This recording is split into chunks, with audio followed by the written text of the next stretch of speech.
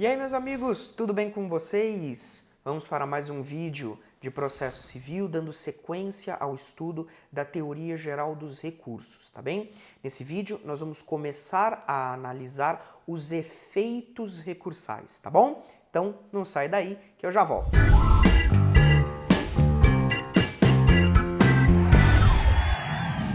Olha só, galera, é importante a gente conhecer os efeitos que são produzidos pelos recursos, tá?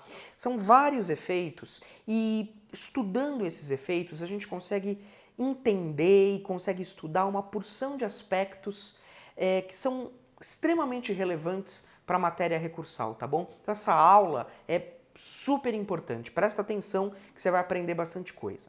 Vem comigo para a tela, vamos começar a falar do primeiro efeito, tá? Então nós estamos falando dos efeitos recursais, tá?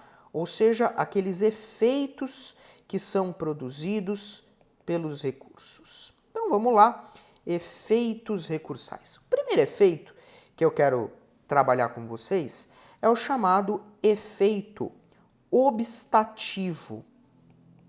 Efeito obstativo. Professor, o que é esse efeito obstativo? É bem simples de entender, gente. O efeito obstativo impede a produção da coisa julgada material. Veja, nós já estudamos, isso inclusive no primeiro vídeo de recursos, que o grande pressuposto para eu poder interpor um recurso é que essa interposição ocorra antes do trânsito em julgado da decisão que eu quero atacar.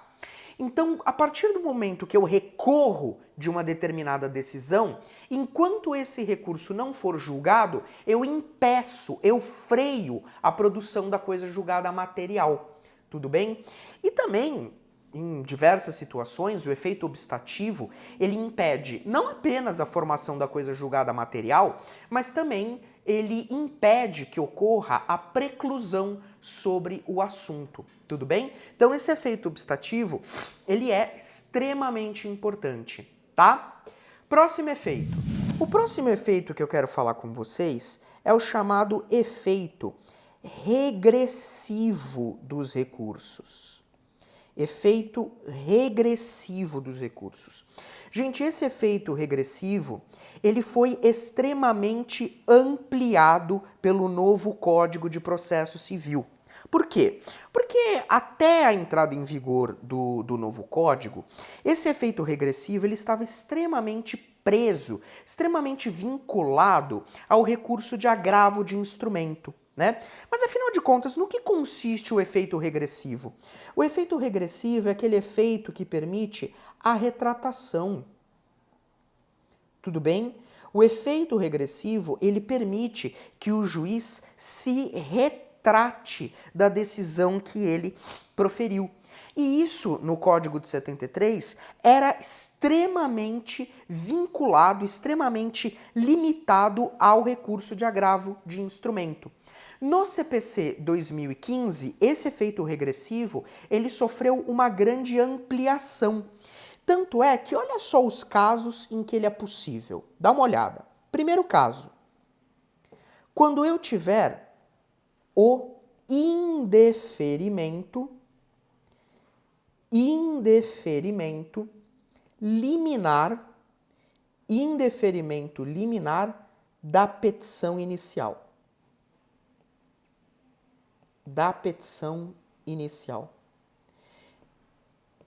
Então você sabe que o juiz ele pode indeferir liminarmente a petição inicial quando ela tiver um vício insanável.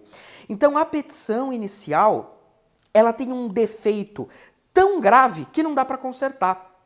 As hipóteses de indeferimento liminar da petição inicial estão previstas lá no artigo 331 do CPC. Então depois você dá uma olhada no 331 do CPC para você se recordar quais são as causas de indeferimento liminar da petição inicial. Quando o juiz indefere liminarmente a petição inicial, o juiz está dando sentença. Percebe? E essa sentença, ela produz o efeito regressivo, porque o juiz poderá se retratar. o juiz poderá se desdizer, ele poderá voltar atrás e falar assim, não, eu indeferi liminarmente a petição inicial, mas eu analisei mal a questão. Vou fazer o seguinte, eu vou receber a petição inicial e a gente toca o processo para frente. Tudo bem? Efeito regressivo. A segunda possibilidade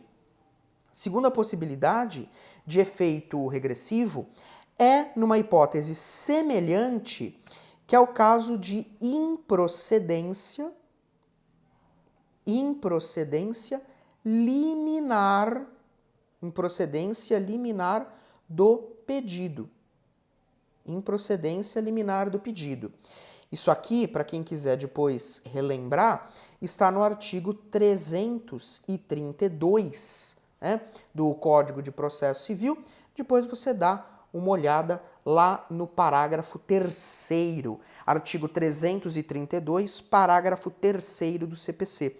Na improcedência liminar do pedido, o juiz verifica, desde logo, que o autor ele não merece aquilo que ele está pedindo. Perceba, cuidado para não confundir com o indeferimento da inicial. No indeferimento liminar da petição inicial, o juiz não analisou o mérito, não analisou o pedido. O juiz simplesmente indeferiu a petição inicial porque ela tem um defeito muito grave para ser consertado. Na improcedência liminar do pedido, o juiz analisa o mérito, ele analisa o pedido, liminarmente, tá certo? E ele já verifica que está presente uma das hipóteses lá do 332 e por isso ele verifica que o autor ele não merece aquele pedido. Então, para não deixar o processo se alongar, ele julga o pedido improcedente. Tudo bem? Também através de uma sentença. Por exemplo, quando o juiz nota que o pedido aí do autor está prescrito. Aí ele julga improcedente liminar, ok? Toma cuidado por quê? Porque também é uma sentença e essa sentença cabe retratação, tá bom? Terceira possibilidade são as chamadas sentenças terminativas. Sentenças terminativas. Olha só como o novo CPC ele ampliou bastante, né? Indeferimento liminar da inicial é sentença. Improcedência liminar do pedido é sentença. E agora sentenças terminativas, que são aquelas sentenças previstas lá no artigo 485 do CPC. A sentença será terminativa quando ela não analisar o mérito. Tudo bem? Então o juiz extingue o processo sem análise de mérito, com base no 485, ele dá uma sentença terminativa e dessa sentença cabe retratação. Tá bom? Que mais? Outra possibilidade é o agravo interno. Agravo interno, meus amigos, também cabe retratação. Não se preocupa porque a gente vai ter um vídeo para falar sobre agravo interno, tá? Ele é uma espécie recursal, né, um tipo de recurso para ser manejado contra decisões monocráticas do relator lá no tribunal, tá bom? Em outro vídeo a gente estuda ele. Ademais, olha aqui, ó, outra possibilidade são os embargos de declaração. Embargos de declaração, meus amigos, também dá para você falar em efeito regressivo, em retratação. Percebe? Olha só. Então a gente tem na sentença, no agravo interno, nos embargos de declaração. Também temos, é claro, no agravo de instrumento. Tá? Então, o Código de 2015, ele também manteve esse efeito regressivo no agravo de instrumento, tá? E, por fim, nós também podemos ter no RESP, no recurso especial, e no REX, no recurso extraordinário, nos moldes do artigo 1040 do CPC. Fica tranquilo, porque todos esses recursos que eu estou falando aqui para vocês, nós vamos estudar aqui na nossa playlist, tá bom? Então, essas são as hipóteses de efeito regressivo.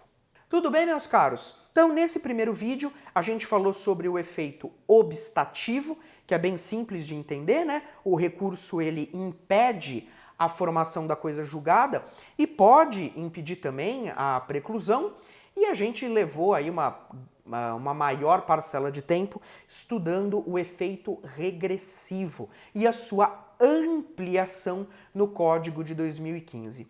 Para o vídeo não ficar muito longo, eu vou fechando por aqui e no próximo vídeo a gente dá sequência ao estudo dos efeitos recursais, tá bom? Até lá, forte abraço e bons estudos!